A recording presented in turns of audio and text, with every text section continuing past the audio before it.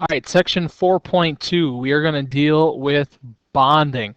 Now, there are two types of bonding. There are covalent bonding, which we're going to learn about in the next section, and ionic bonding. And ionic bonding is what we're going to talk about in section 4.2. Now, what is ionic bonding?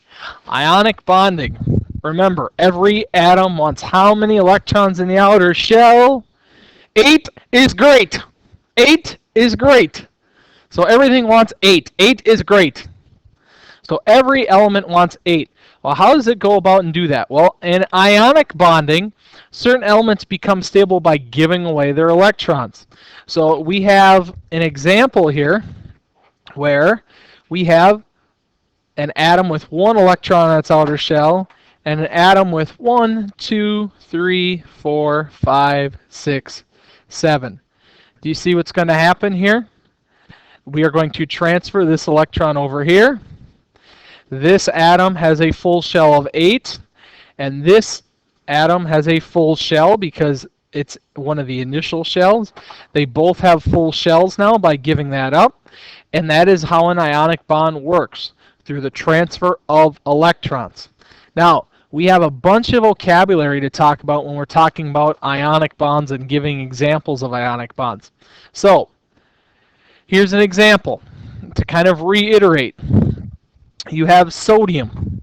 From yesterday, you learned that sodium has one electron in its outer shell. Chlorine has 1, 2, 3, 4, 5, 6, 7 electrons in its outer shell. Well, what's going to happen? Sodium is going to give this electron away. Chlorine's going to have 8. When you get rid of this electron completely, what happens?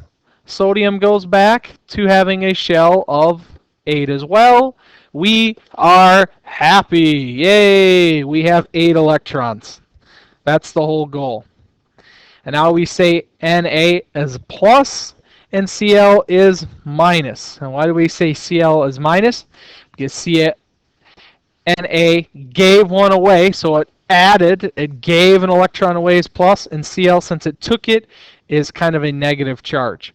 And the reason that Cl minus exists is that Cl minus exists because, if I erase everything that I wrote here, how many electrons was chlorine short? Just 1. So we give it a minus charge because it's short 1. Just like down here, Na plus. If I go ahead and I erase everything that I have here, is it easier for sodium to give away 1 electron or gain 7? It's much easier for it to give away 1. When it gives away 1, we say it has a charge of plus 1, a plus charge, because it has 1 extra electron to give away. If it gives that electron away and it goes over here, all is good. So the pluses mean they have that many electrons to give away. The minuses mean they want that many electrons. So when we talk about ionic bonding, the charges of plus and minus, that is how they work. So from a vocabulary standpoint, the formation of ions. All right, the atom is not balanced. We are going to have charges. So the atom is no longer neutral because we no longer have the equal amount of electrons to deal with. Now, when we talk about ions, what is an ion? An ion is an atom that has charge. It's a charged atom. An ion is a charged atom. Now, how can that charge be? That charge can be positive or it can be negative. And it's represented by a plus or minus sign. Positive obviously is a plus sign, and negative is obviously a minus sign. So an ion, what is an ion? An ion is a charged atom. So keep that in mind. An ion is a charged atom. All right, now when we talk about ions, we're going to come across 2 terms, anion and cation. It'd make more sense if it was dog ion and cat ion, but apparently it's just anion and cation. And what is the difference between the two? Well, remember, an ion is a charged particle, and an anion has a negative charge. So it's any ion with a negative charge. How to remember that? There are 2 N's in anion.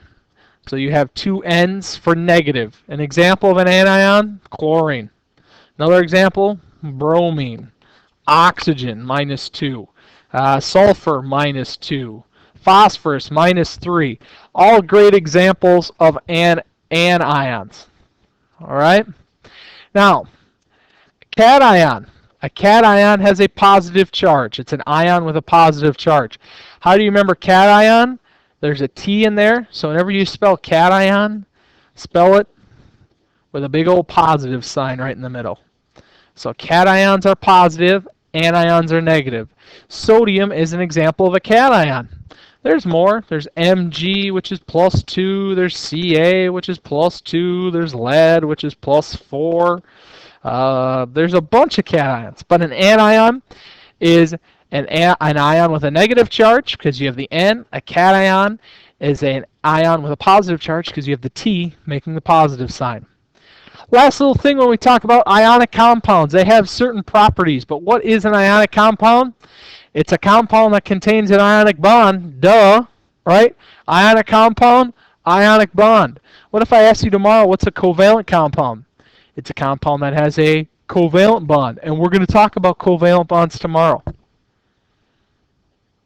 Chemical formula is the notation in which the elements are in a compound and it's a ratio. So you guys have seen chemical formulas before. What's the chemical formula for water? See H2O before? That's just a chemical formula. It gives us pieces of information that are important. It tells us that there are 2 hydrogens and 1 oxygen in that chemical formula. All right, when you breathe in oxygen, you breathe out carbon dioxide. Carbon dioxide is CO2. There's another chemical formula.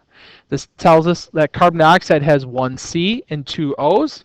And if you want to get real complicated, here's a formula for sugar. C6H12O6. That's sugar. It tells us that there's 6 carbons, 12 hydrogens, and 6 oxygens. So a little bit something about chemical formulas. They tell us exactly the amount that is in a compound, and they are very important. All right, that is it for section 2 or 4.2, ionic bonds, ionic compounds. Remember, an ion is a charged particle, and there are a charged atom, and there are 2 types, an anion and a cation. This is Mr. Clinton, and I am signing off.